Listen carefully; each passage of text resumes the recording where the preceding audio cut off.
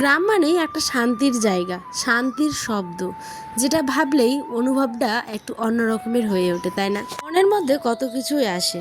কখনো গ্রাম মানে পিছিয়ে পড়া নয়, কিন্তু গ্রাম মানে একটা সুন্দর পরিবেশ, প্রাণ খোলা হাওয়া, কাঁচা মাটির গন্ধ, যেখানে তোমার সমস্ত দুঃখ কষ্ট এক নিমিষে ভুলে যেতে পারে। একটা পরিবেশই তো তৈরি করে একটা মানুষের শান্তির জায়গা, তাই না বলো? তো যাই হোক, hello everyone, welcome back to new video. আশা করছি আমার পরিবারের সকল সদস্যরা ভালো আছো, সুস্থ আছো। দেখো, আমিও ভালো আছি, সুস্থ আছি। দিনটা ছিল শুক্রবার সকাল, এখন প্রায় ধরো 6টা 6:30 এরকম। ঠিক আছে, বাইরের ওয়েদারটা দেখি ভীষণ মেঘলা মেঘলা। এখন ভ্যাপসা কীরকম একটা গরম পড়েছে, তাই না বলো বন্ধুরা?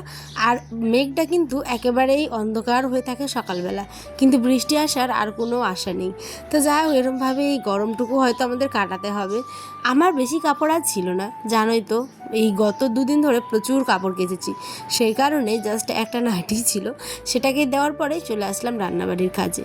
এই সকালবেলাটা উঠেই আমাদের নাস্তা বলতে ভাত, আর লাঞ্চ বলতেও ভাত। ঠিক আছে, ব্রেকফাস্ট লাঞ্চ দুটোই হচ্ছে ভাত। কারণ আয়নের আব্বা তো যায় সেই সকালেই, দোকান স্কুল এই করতে করতে সারাদিনই চলে যায়। ঘরে আমি একা মানুষ, সারাদিন ছেলেকে সামলাই, কাজ করি, সংসারের ভিডিও শ্যুট করি, এডিটিং করি, প্লাস হচ্ছে এআইয়ের কিছু কাজ শিখি। জানোই তো, এখন আর্টিফিশিয়াল ইন্টেলিজেন্স এত পরিমাণে দ্রুতগতি গতিতে এগোচ্ছে, যারা হয়তো শিখেনি বা তাদের জন্য এটা বড় একটা লস। আমি যেমন এখনও শিখছি, পুরোটা কমপ্লিট করতে পারিনি, কিন্তু খুব শীঘ্রই আমি শিখবো, আর তার জন্য অবশ্যই তোমাদের সাথেও সমস্ত কিছু কিন্তু শেয়ার করব। যাই হোক, এক গল্প থেকে আরেক গল্প চলে আসছি।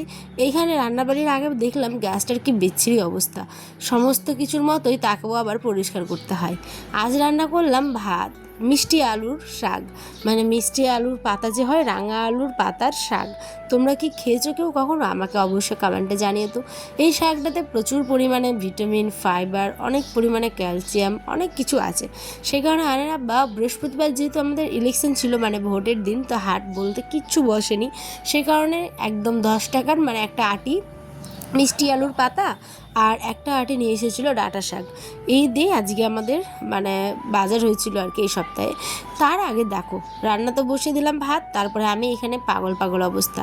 আমি প্রতিদিন সকালে উঠে কেন এই রসুনটা খাই বলো তো? এই যে কাঁচা রসুনে প্রচুর পরিমাণে অ্যান্টিঅক্সিডেন্ট, তারপরে অনেক কিছু পরিমাণে ভালো ভালো জিনিস আছে, যেটা তোমার ফ্যাটি লিভারকে কমাতে সাহায্য করে, তোমার হার্টের তৈলাক্ত চর্বি বা তোমার শিরাধমনির মধ্যে যে ব্লকেজগুলো তৈরি হয় সেগুলোকেও কিন্তু ক্লিয়ার করে এই রসুনের খোয়া। খালি পেটে যদি তোমরা খাও, তোমার গায়ে ব্যথা, ফ্যাটি লিভার, তারপরে তোমার শ্বাসনালীতে যদি কোনো ইনফেকশন হয়ে থাকে বা কোনো অ্যালার্জির প্রবলেম, সমস্ত কিছু ভিতরে অনেক পরিমাণে কিন্তু ভালো করে দেয়। সেই কারণে আমি প্রত্যেকদিন চেষ্টা করি খালি পেটে দুকুয়া করে রসুন খাওয়ার পরেই কিন্তু আমি ডিটক্স ওয়াটার খাই। ঠিক আছে, তারপরে রুটি বলো, যে কিছু বলো খাই, তারপরে ভাত খাই, তারপরে বিকেলে একটু ফল খাই, তো সন্ধ্যাবেলা রুটি নইলে একটু ভাত। এই হচ্ছে আমার সারাদিনের কাজ। ঠিক আছে, তো দেখো না, ভাত বসিয়ে রসুন খেয়ে আমি কিন্তু এখানে ডিটক্স ওয়াটার আজকে নিই, কারণ এটাকে আজকে আমি স্কিপ করে গেছি। সত্যি কথা বলতে কি বলো তো, প্রত্যেক দিন একই নিয়মে জীবন কি চলে বলো? তাড়াহুড়ো ছিল আজকে রান্নার, তাই দেখো না, শর্টকাটভাবেই রান্না করলাম।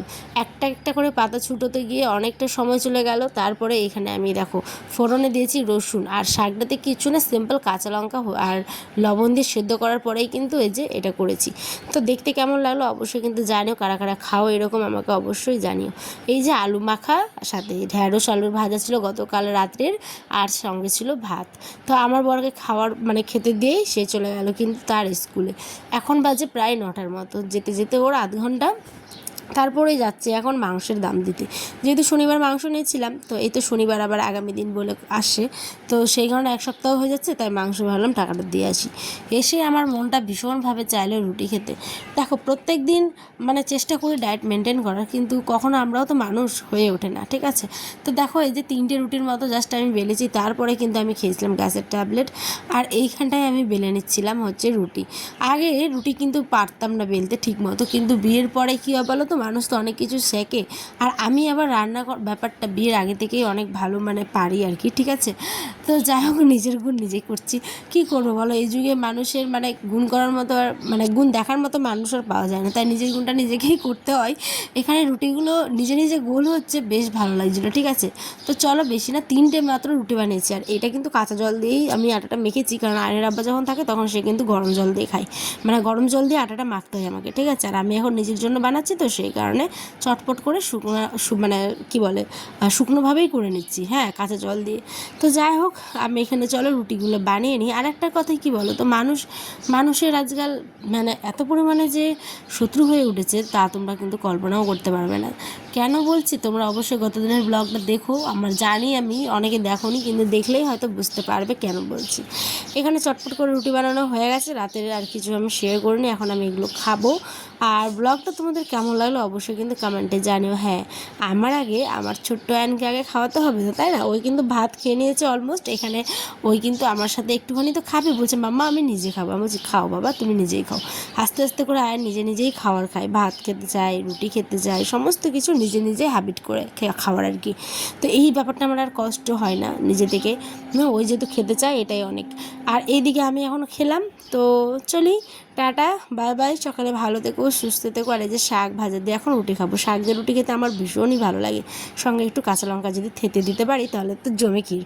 যাই হোক চলি, টাটা, আল্লাহ হাফেজ, সকালে ভালো থেকো।